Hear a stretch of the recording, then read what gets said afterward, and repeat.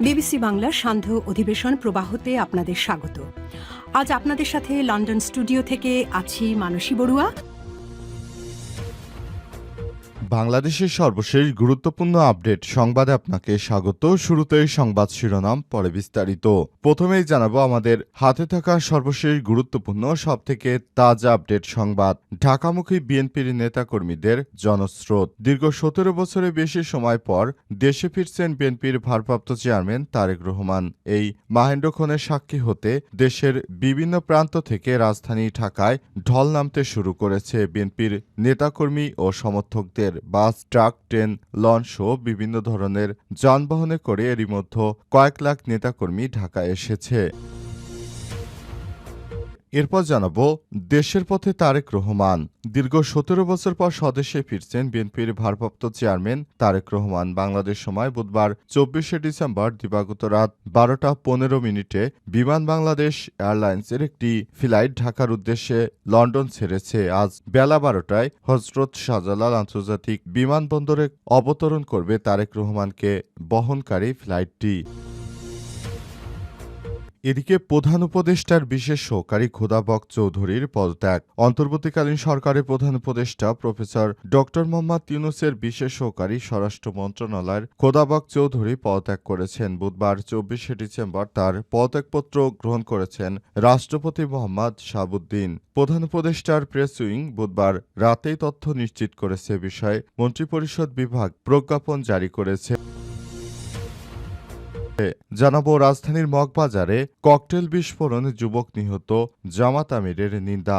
রাজধানীর মগবাজারে একটি ককটেল বিস্ফোরণে শ্যাম মজুমদার ২১ নামের এক যুবক নিহত হয়েছে। বুধবার সন্ধ্যায় মগবাজার ওয়ালেস গেট এলাকায় বাংলাদেশ মুক্তিযোদ্ধা সংসদের কেন্দ্র কমান্ডের সামনে এই ঘটনা ঘটে। এবং সর্বশেষ জানাবো নাইজেরিয়ার মসজিদে নামাজের সময় বোমা বিস্ফোরণ, বহু হতাহত। পশ্চিম আফ্রিকা দেশ নাইজেরিয়ায় জনকীর্ণ একটি মসজিদকে বোমা বিস্ফোরণের ঘটনা ঘটেছে। উত্তর পূর্বাঞ্চল বর্ণ প্রদেশে সন্ধ্যায় নামাজের সময় হওয়া এই হামলায় অন্তত ৫ জন নিহত এবং ৩৫ জন আহত হয়েছে বলে পুলিশের মুখপাত্র নাহুম দাসও বিষয়টি নিশ্চিত করেছেন। প্রিয় দর্শক, এতক্ষণ শুনছিলেন সংবাদ শিরোনাম, এবারে বিস্তারিত।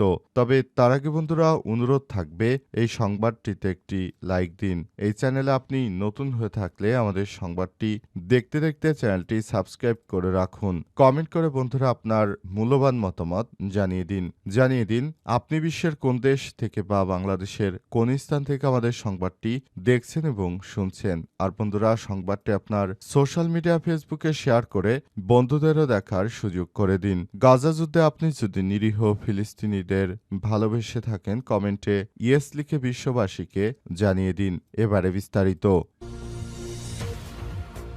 ঢাকামুখী বিএনপি নেতাকর্মীদের জনস্রোত। দীর্ঘ ১৭ বছর এর বেশি সময় পর দেশে ফিরছেন বিএনপির ভারপ্রাপ্ত চেয়ারম্যান তারেক রহমান। এই মাহেন্দ্রক্ষণের সাক্ষী হতে দেশের বিভিন্ন প্রান্ত থেকে রাজধানী ঢাকায় ঢল নামতে শুরু করেছে বিএনপির নেতাকর্মী এবং সমর্থকদের। বাস, ট্রেন, লঞ্চ ও বিভিন্ন ধরনের যানবাহনে করে এরই মধ্যে কয়েক লক্ষ নেতাকর্মী ঢাকায় এসে পৌঁছেছে। এদিকে বাংলাদেশ সময় বুধবার ২৪শে ডিসেম্বর দিবাগত রাত ১২টা ১৫ বিমান বাংলাদেশ এয়ারলাইন্সের একটি ফ্লাইটে ঢাকার উদ্দেশ্যে লন্ডনের হিথ্রো বিমানবন্দর ছেড়েছেন বিএনপির ভারপ্রাপ্ত চেয়ারম্যান তারেক রহমান। বেলা ১২টায় হজরত শাহজালাল আন্তর্জাতিক বিমানবন্দরে তাকে বহনকারী উড়োজাহাজটি অবতরণের কথা রয়েছে। এর আগে বিএনপির পক্ষ থেকে বলা হয়েছিল ১১টা, কিন্তু এখন আবার শোনা যাচ্ছে ১২টা। তারেক রহমানের সঙ্গে একই বিমানে আসছেন তার স্ত্রী ডাক্তার জুবাইদা রহমান, মেয়ে ব্যারিস্টার জাইমা রহমান, মিডিয়া সেলের প্রধান আবু আবদুল্লাহ সালে, ব্যক্তিগত কর্মকর্তা আব্দুর রহমান সানি, তাবাসসুম ফারহানা এবং তারেক রহমানের এই স্বদেশ প্রত্যার্পণকে ঐতিহাসিক ও স্মরণীয় করে রাখতে সর্বাত্মক প্রস্তুতি নিয়েছে বিএনপি। বিএনপির সূত্র থেকে জানা গেছে বিমানবন্দরে পৌঁছে দলের শীর্ষ নেতারা তারেক রহমানকে স্বাগত জানাবেন। এরপর তিনি বিমানবন্দর থেকে ৩০০ ফিটের গণসংবর্ধনা স্থলে আসবেন এবং সেখান থেকে এভার কেয়ার হাসপাতালে চিকিৎসাধীন মা বিএনপি চেয়ারপারসন বেগম খালেদা জিয়াকে দেখতে যাবেন। দেশে ফেরার পথে তারেক রহমান। দীর্ঘ ১৭ বছর পর স্বদেশে ফিরছেন বিএনপির ভারপ্রাপ্ত চেয়ারম্যান তারেক রহমান। বাংলাদেশ সময় বুধবার ২৪শে ডিসেম্বর দিবাগত রাত ১২টা ১৫ বিমান বাংলাদেশ এয়ারলাইন্সের একটি ফ্লাইটে ঢাকার উদ্দেশ্যে লন্ডন ছেড়েছে। বৃহস্পতিবার ২৫শে ডিসেম্বর বেলা ১২টায় হজরত শাহজালাল আন্তর্জাতিক বিমানবন্দরে তাকে বহনকারী উড়োজাহাজটি অবতরণ করে। এর আগে বাংলাদেশ সময় রাত ৮টা ৫ স্ত্রী জোবাইদা রহমান ও মেয়ে জাইমা রহমানকে নিয়ে লন্ডনের নিজ বাসা ত্যাগ করেন তারেক রহমান এবং রাত ১০টার দিকে লন্ডনের হিথ্রো বিমানবন্দরে পৌঁছান তিনি। তারেক রহমানের এই ফেরাকে স্মরণীয় করে রাখতে বিশেষ আয়োজন করছে বিএনপি। আজ গুলশানে বিএনপির চেয়ারপারসনের রাজনৈতিক কার্যালয়ে সংবাদ সম্মেলন করে তারেক রহমান ৩ দিনের কর্মসূচির কথা জানান দলের স্থায়ী কমিটির সদস্য সালাউদ্দিন আহমেদ। বিএনপির এই নেতা বলেছেন, আগামী বৃহস্পতিবার দুপুরে বিমান বন্দরে নামার পর দলের জ্যেষ্ঠ নেতারা তারেক রহমানকে স্বাগত জানাবেন। এরপর তিনি জুলাই এক্সপ্রেসওয়ে তথা ৩০০ ফিট রাস্তায় সংবর্ধনা স্থলে যাবেন। সেখানে অপেক্ষায় থাকা নেতা কর্মীদের ধন্যবাদ ও কৃতজ্ঞতা জানিয়ে দেশবাসীর উদ্দেশ্যে ভাষণ দেবেন। এরপর বিএনপি চেয়ারপারসন বেগম খালেদা জিয়াকে দেখতে রাজধানীর এভারকেয়ার হাসপাতালে যাবেন বলে জানা গেছে। এরপর আর কোনো কর্মসূচিতে আজ থাকবেন না। আগামীকাল তিনি শহীদ প্রেসিডেন্ট জিয়াউর রহমানের কবর জিয়ারত করবেন, জুমার নামাজ পড়বেন এবং তিনি নতুন করে সবকিছু করবেন। প্রধান উপদেষ্টার বিশেষ সহকারী খোদাবক চৌধুরীর পদত্যাগ। অন্তর্বর্তীকালীন সরকারের প্রধান উপদেষ্টা ড ইউনূসের বিশেষ সহকারী স্বরাষ্ট্র মন্ত্রণালয় খোদাবক চৌধুরী পদত্যাগ করেছে। আজ তার পদত্যাগপত্র গ্রহণ করেছেন রাষ্ট্রপতি মোহাম্মদ শাহাবুদ্দিন চুপ্পু। প্রধান উপদেষ্টার প্রেস উইং রাতেই তথ্য নিশ্চিত করেছেন। এ বিষয়ে মন্ত্রিপরিষদ বিভাগ প্রজ্ঞাপন জারি করেছে। জারি করা প্রজ্ঞাপনে বলা হয়েছে, অন্তর্বর্তীকালীন সরকারের স্বরাষ্ট্র মন্ত্রণালয়ের প্রতিমন্ত্রীর পদমর্যাদার নির্বাহী ক্ষমতা অনুশীলন দায়িত্বপ্রাপ্ত বিশেষ সহকারী খোদাবক চৌধুরীর পদত্যাগপত্র রাষ্ট্রপতি গ্রহণ করেছেন। গত বছরের নভেম্বরে প্রতিমন্ত্রীর পদমর্যাদায় ৩ জনকে বিশেষ সহকারী নিয়োগ দিয়েছিল অন্তর্বর্তীকালীন সরকারের প্রধান উপদেষ্টা প্রফেসর ড মোহাম্মদ ইউনূস। এই ৩ বিশেষ সহকারীকে স্বরাষ্ট্র, স্বাস্থ্য ও শিক্ষা মন্ত্রণালয়ের উপদেষ্টাদের সহযোগিতার দায়িত্ব, বিশেষ সহকারীকে স্বরাষ্ট্র, স্বাস্থ্য এবং শিক্ষা মন্ত্রণালয়ের উপদেষ্টাদের সহযোগিতার দায়িত্ব দেওয়া হয়েছে।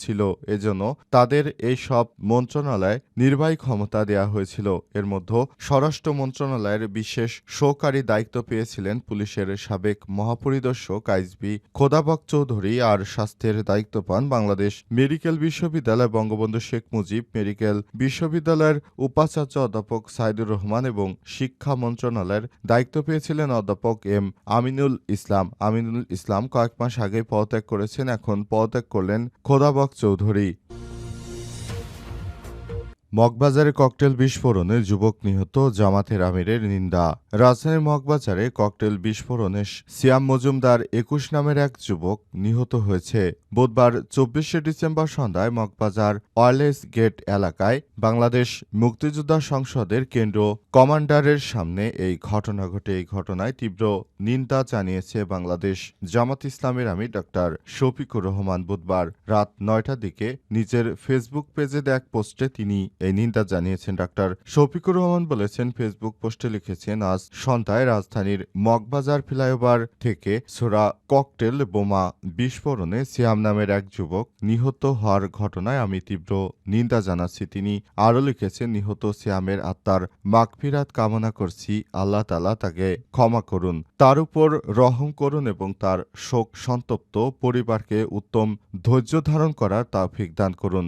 জামাতের আমির বলেছেন, শহীদ শরীফ ওসমান বিন হাদির খুনিকে গ্রেপ্তার করতে না পারার খেসারত দিতে হলো নিরীহ সিয়ামকে। একটি দুষ্ট চক্র দেশকে অস্থিতিশীল করতে চোরাগোপ্তা হামলা চালাচ্ছে। তিনি আরো বলেন, প্রশাসনকে তাদের দায়িত্ব প্রতিষ্ঠার সঙ্গে পালন করতে হবে এবং জনগণকে প্রতিরোধ গড়ে তুলতে হবে। এদিকে নিহত সিয়ামের মরদেহ ময়নাতদন্তের জন্য ঢাকা মেডিকেল কলেজ হাসপাতাল, ঢামেক হাসপাতালের মর্গে পাঠানো হয়েছে। রাত 8:30টার দিকে হাতিঝিল থানা পুলিশের মরদেহটি ঢামেক হাসপাতালে জরুরি বিভাগে নিয়ে আসে এবং সেখানেই সর্বশেষ তথ্য জানা গেছে।